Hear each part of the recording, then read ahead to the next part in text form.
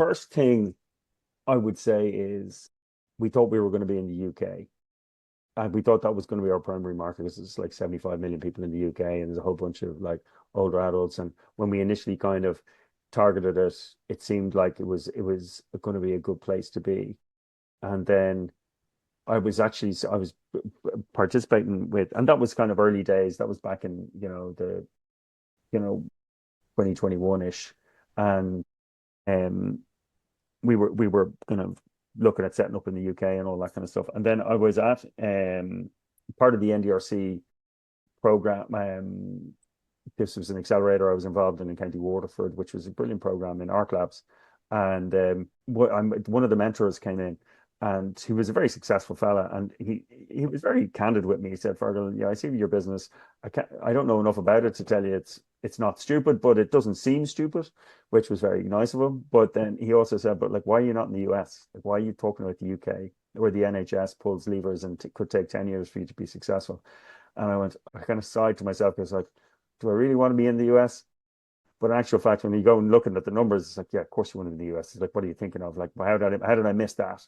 So so get wrong to get right, and then locating in the US again. When we did the numbers and we did the kind of like initial kind of like go to markets and kind of like market validation, we said the US definitely, but we went and focused on, but we set up our initial kind of location in Boston.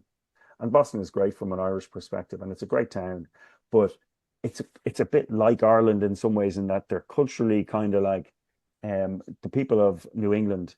They're maybe a bit more conservative from a kind of a sales perspective than some of the other places. So like if I was setting up in the US again, would I be setting up in Boston? I might probably set up in Chicago. I might set up somewhere like a bit more central, that, or Atlanta or somewhere that allows us to jump around the states a lot more, because like currently we're in the Carolinas, we're in New Jersey, we're in Las Vegas, we're in California, we're in Colorado. So hey, we're everywhere.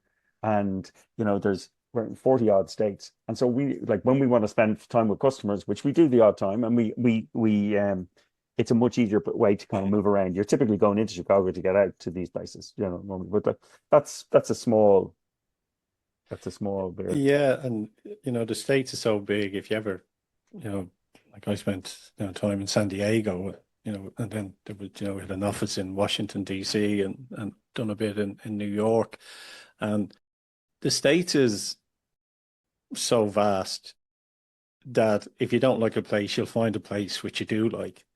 And one of the places which we do a lot of business with as well is Texas. Yeah, Texas is, people don't realize how big Texas is. And the amount of organizations in Texas as well is colossal. And middle America as well. It's a lot of Irish companies to sort of go for that East Coast sort of, for because of the time zone. But if you just move through the time zone, you'll see that it's vast, and it's a great economy. And even at this moment in time, with geopolitics and everything, that America's booming. Like, a lot of our clients in the States are booming, where yeah. there's a bit of uncertainty in Europe, and it's causing, but you have to sort of put those blinkers on. Don't let any of that get to you, and just focus on your product and your service and what you can do to help. Absolutely. The United States is a terrific market. I find doing business there like refreshingly sort of candid, and people will be straight with you. And like what's kind of exhausting in if you're selling into the Irish world is the slow no, where people will not kind of just, they don't want to upset you, so they'll continue conversing with you, and you don't know where you are. And like, that's assuming there's a certain trusted relationship, because the Irish buyers can ghost you quick enough.